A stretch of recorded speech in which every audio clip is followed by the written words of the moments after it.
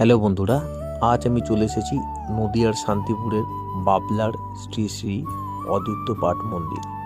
শহরের কোলাহল থেকে দূরে আমবাগানের মধ্যে অবস্থিত এই মন্দির। এই মন্দির সমস্ত বৈষ্ণব মণ্ডলীর তীর্থস্থান।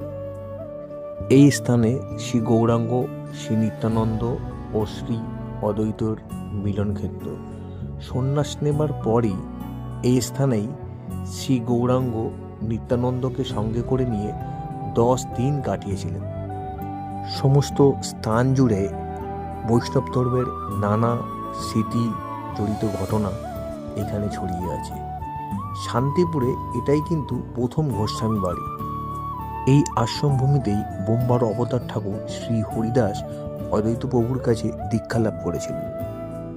এই তীর্থক্ষেত্রেই ব্রজকল্পতরু শ্রীপাদ মাধবেন্দ্রপুরী শ্রী অদ্বৈতাচার্যকে দীক্ষাদান করেন।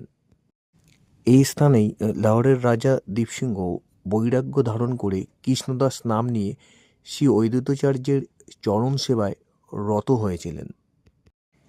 এই মন্দিরে অনুষ্ঠিত যেসব উৎসবগুলি হয় তার মধ্যে সবথেকে অন্যতম হচ্ছে শ্রী শ্রী অদ্বৈত প্রভু প্রবর্তিত শ্রীপাদ মাধবেন্দ্রপুরীর তিরোভাব তিথি উৎসব।